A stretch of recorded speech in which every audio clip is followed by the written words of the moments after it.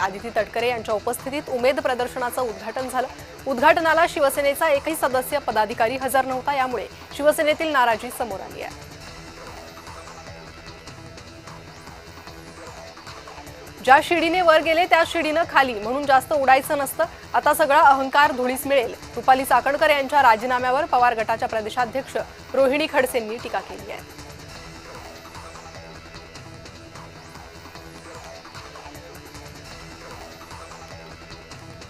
अशोक खरात महिला अत्याचार प्रकरण उघड झाल्यानंतर आता मिरगावचे ग्रामस्थ एकवटलेत। वर्षानुवर्ष आम्ही दहशतीत होतो, पण आता गप्प बसणार नाही, अन्याय सहन करणार नाही, असं ग्रामस्थांनी म्हटलंय।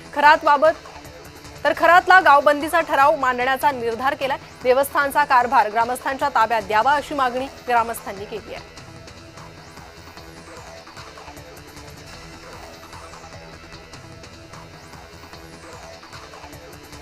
राज्य सरकारकडून भाजपला नरिमन पॉइंट येथील राज्य मुख्यालयासाठी अतिरिक्त 15,000 चौरस फूट जागा मंजूर झाली आहे। सरकारनं गेल्या वर्षी पक्षाला 2,682 चौरस फूट जागा 30 वर्षांच्या भाडेपट्ट्यावर देत बहुमजली कार्यालय उभारण्यास परवानगी दिली होती। भाजप कार्यालयाच्या उजव्या बाजूस असलेली 15,000 चौरस फूट जागा पक्ष कार्यालयासाठी देण्यात आली आहे।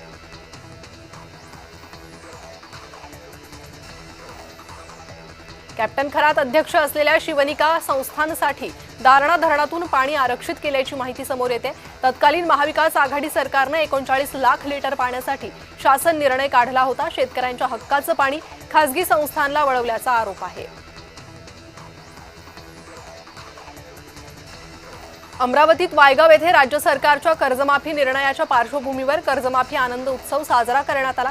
यावेळी बच्चू कडूंची लाडू तुला करण्याचं आयोजन होतं, पण त्यांना लाडू तुला करण्यास त्यांनी स्पष्ट नकार दिला। कर्जमाफीचा खरा सन्मान नेत्यांचा नसून संघर्ष करणाऱ्या शेतकऱ्यांचा आहे, असं बच्चू कडूंनी ठामपणे सांगितलं। मालेगावातील गारपीटग्रस्त शेती पिकाची शिक्षण मंत्री दादा भुसे यांच्याकडून पाहणी करण्यात आली आहे। त्यांनी तातडीनं पंचनामे करण्याच्या सूचना केल्या। यावेळेस कृषी विभाग, महसूल विभाग, पंचायत समितीचे अधिकारी उपस्थित होते।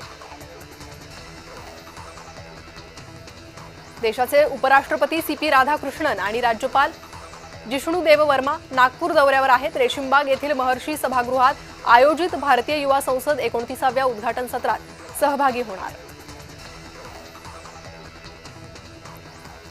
माध्यमांवरती दाखवलेले काही व्हिडिओ काही वर्षांपूर्वीचे आहेत। घटना समजली तेव्हा धक्का बसला।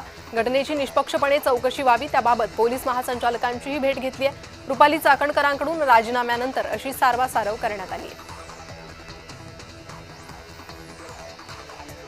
खासदार निलेश लंकेंनी माळीवाडा वेशीच्या जतन आणि संवर्धनासाठी केलेल्या पाठपुराव्याला यश आलंय। अहिल्यानगरमधील 400 वर्ष जुनी ऐतिहासिक माळीवाडा वेस पाडण्याच्या हालचालींना पूर्णविराम मिळण्याची शक्यता आहे। ही वेस शहराची ओळख असून ती जपण्यासाठी सामाजिक संघटनांसोबत आपण ठाम असल्याचं त्यांनी सांगितलंय। अहिल्यानगरात सायंकाळी 6 ते 10 दरम्यान होणाऱ्या लोड शेडिंग विरोधात खासदार निलेश लंके यांनी महावितरण कार्यालयात ठिय्या आंदोलन केलंय। वीज कपातीमुळे स्थानिकांना मोठ्या अडचणींचा सामना करावा लागत असून बिबट्याच्या दहशतीमुळे अंधारात राहणं धोकादायक बनलंय। यावेळी महावितरणच्या अधिकाऱ्यांशी झालेल्या चर्चेत लंकेंनी वीज कपात तात्काळ थांबवा अशी मागणी केली आहे। ईद निमित्त खासदार प्रफुल्ल पटेल यांनी सर्व मुस्लिम बांधवांना शुभेच्छा दिल्या। मुस्लिम बांधवांना ईद मुबारक म्हणत त्यांच्या आनंदात सहभागी होतो, अशा भावना पटेल यांनी व्यक्त केल्या आहेत।